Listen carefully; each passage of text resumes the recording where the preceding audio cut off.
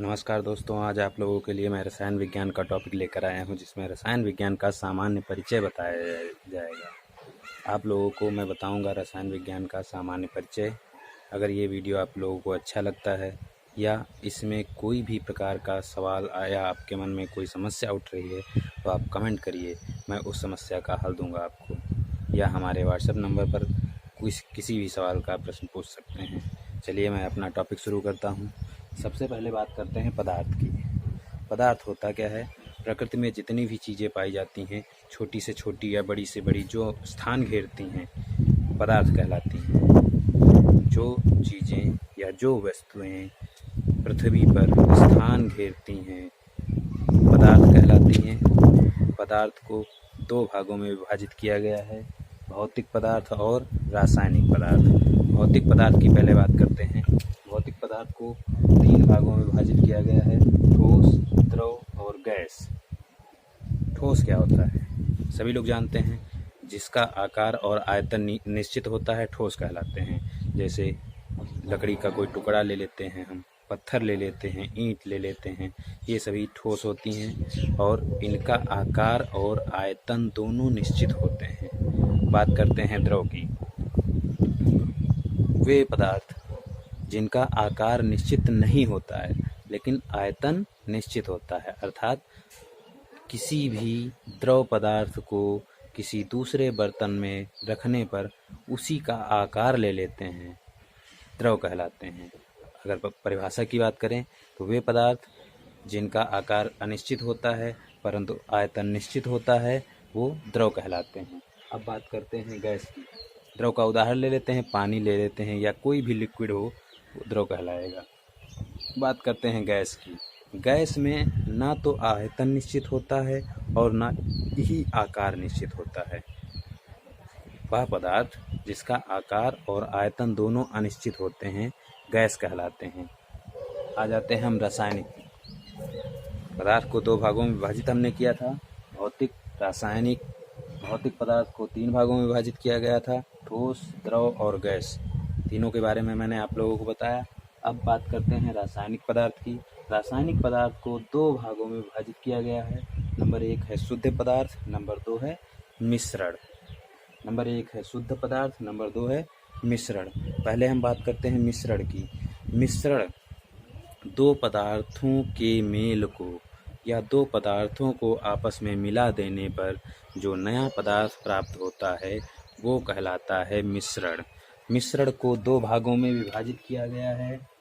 Number एक है समांगी, नंबर दो है विषमांगी। नंबर एक है समांगी, नंबर दो है विषमांगी। ठीक है, समांगी मिश्रण और विषमांगी मिश्रण। समांगी मिश्रण क्या होता है? जब दो पदार्थों को हम आपस में मिला देते हैं और उन पदार्थों को एक दूसरे से अलग न किया जाए। पदार्थों को आपस में मिलाने पर जब उन पदार्थों को अलग न किया जाए, हम कहते हैं समांगी मिश्रण। विषमांगी मिश्रण वो होता है जब दो पदार्थों को आपस में मिला देते हैं और उन पदार्थों को आपस में पुनः अलग कर देते हैं, वो विषमांगी मिश्रण होता है। समांगी मिश्रण का उदाहरण ले लेते हैं। अगर हम चीनी पानी को आपस में घोल देते हैं तो दोनों को नहीं अलग किया जा सकता है, चीनी पानी को अलग नहीं किया जा सकता है। विषमांगी मिश्रण का उदाहरण लेते हैं। अगर रेत और पानी को आपस में मिला देते हैं तो रेत और पानी को फिर से अलग किया जा सकता है। ऐसे मिश्रण को विषमांगी मिश्रण कहते हैं। इसका उदाहरण हो जाएगा चीनी और पानी का मिश्रण। इसका हो जाएगा रेत प्लस पानी का मिश्रण। समझ में ना? समांगी मिश्रण, चीनी पानी को आपस में मिला देने पर समांगी मिश्रण प्राप्त होता है। रेत और पानी को आपस में अगर मिला देते हैं तो वो विषमांगी मिश्रण प्राप्त होता है।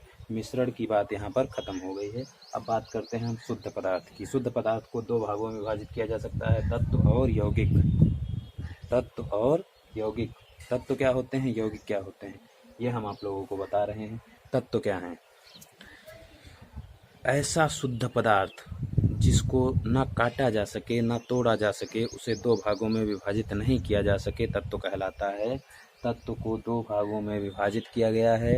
नंबर 1 है धात्विक और नंबर 2 है अधात्विक। धात्विक तत्व वो होते हैं जैसे सोना, चांदी, तांबा, ये सब धात्विक तत्व कहलाते हैं। उदाहरण के लिए अगर लिखना चाहें तो आप लोग लिख सकते हैं Au, Ag, Hg भी धातु है हमारी, ठीक। अब अधात्विक की बात करते हैं। अधातुएं वो होती हैं जिनको हम दो भागों में विभाजित कर सकें, या हम ये कह सकते हैं अधातुओं का उदाहरण देख लेते हैं सीधे सीधे, जैसे Cl है, F है, Br है और I है। फ्लोरीन, ब्रोमीन, आयोडीन, ये सब अधातुओं में आती हैं। गैसें जितनी हैं वो सब अधातुओं में आती हैं। यहाँ तक आप लोग समझ गए होंगे। अब बात करते हैं यौगिक की। यौगिक जो होता है, कार्बनिक यौगिक और अकार्बनिक यौगिक। यौगिकों को दो भागों में विभाजित किया गया है। नंबर 1 है कार्बनिक यौगिक, नंबर 2 है अकार्बनिक यौगिक। अब हम बात करते हैं पहले अकार्बनिक यौगिक होता क्या है। कार्बनिक यौगिक और अकार्बनिक यौगिक क्या होते हैं, नाम से ही पता चलता है आपको, कार्बनिक और अकार्बनिक। अकार्बनिक की बात करें, जिसमें कार्बन उपस्थित नहीं होता है, वो अकार्बनिक यौगिक कहलाता है। कोई ऐसा यौगिक जिसमें कार्बन उपस्थित ना हो, अकार्बनिक यौगिक कहलाता है। जैसे HCl, AgCl, K2SO4, HNO3, AgNO3, ये सब आपके अकार्बनिक यौगिकों के अंतर्गत आते हैं। बात करते हैं कार्बनिक यौगिक की। कार्बनिक यौगिक जो होते हैं वो वे पदार्थ होते हैं जिनमें कार्बन उपस्थित होता है। जिनमें कार्बन उपस्थित वो कार्बनिक यौगिक होते हैं। इनका उदाहरण, कार्बनिक यौगिक का अगर उदाहरण की बात करें तो सबसे पहले आ जाता है तुम्हारा मेथेन, C2H6 हो जाएगा, या कोई भी कार्बनिक यौगिक ले लेते हैं, एस्टिक अम्ल ले लेते हैं, या C2H5, COOH, प्रोपेनिक अम्ल ले लेते हैं। ये सब आपके कहने का मतलब ये है, कार्बनिक में कार्बन उपस्थित होना चाहिए, अकार्बनिक में कार्बन उपस्थित नहीं होना चाहिए। ऐसा यौगिक अकार्बनिक में आता है। यौगिकों को दो भागों में विभाजित किया गया है, बेंजेनॉइड और अबेंजेनॉइड। बेंजेनॉइड वे यौगिक होते हैं जिनमें 1 से 6 कार्बन आपस में मिलकर एक यौगिक का निर्माण करते हैं। इनमें कार्बन आपस में एकल बंध और द्विबंध द्वारा जुड़े होते हैं, बेंजेनॉइड कहलाते हैं। बेंजेनॉइड का उदाहरण मैं आप लोगों को बताता हूँ।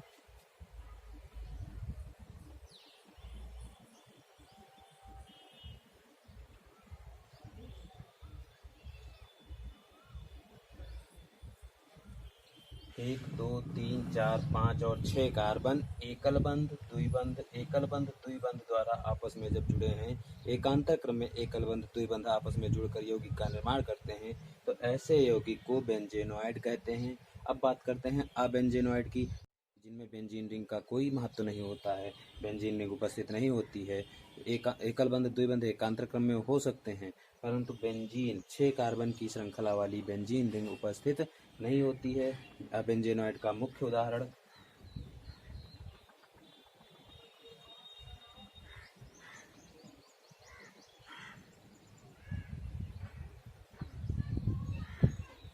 अबेंजेनॉइड का एक उदाहरण ये है,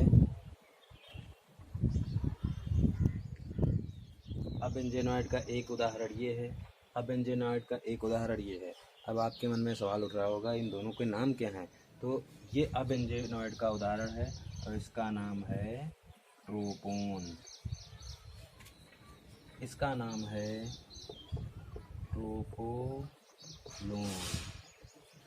ये ट्रोपोलोन है, ये ट्रोपोन है। ये दोनों अबेंजॉइड के उदाहरण, अबेंजेनॉइड के उदाहरण हैं। ये बेंजेनॉइड के उदाहरण हैं। बेंजेनॉइड में बेंजीन उपस्थित होती है, अबेंजेनॉइड में ये उपस्थित होता है। बेंजेनॉइड में 6 कार्बन की श्रृंखला होती है, जिसमें एकल बंध और द्विबंध एकांतर क्रम में होते हैं। अबेंजेनॉइड में 6 कार्बन की श्रृंखला नहीं होती है और एकल बंध उपस्थित होते हैं। आज का हमारा टॉपिक यहीं पर समाप्त होता है। अब बात करते हैं हम अपने चैप्टर की। ये तो सामान्य परिचय था, अपने चैप्टर की बात करते हैं। हमारा अगला चैप्टर, पहला चैप्टर, कक्षा 12 का पहला चैप्टर है सॉलिड स्टेट, ठोस अवस्था। अगले टॉपिक में हम लेकर आएंगे ठोस अवस्था, सॉलिड स्टेट। अगर इस बीच में कोई भी आपको सवाल पूछना है तो आप कमेंट बॉक्स में डाल सकते हैं, और कमेंट बॉक्स में जो भी हमें सवाल मिलेगा हम आपका उत्तर कमेंट बॉक्स में देंगे, या अगले टॉपिक पर आएंगे तब आपका उत्तर लेकर आएंगे। इसी के साथ नमस्कार दोस्तों। अगर ये आपको अच्छा लगता है टॉपिक तो इसे शेयर करें, लाइक करें, जिससे हमें अच्छा लगे और हम अधिक से अधिक और अच्छे से अच्छे वीडियो बनाएं। धन्यवाद।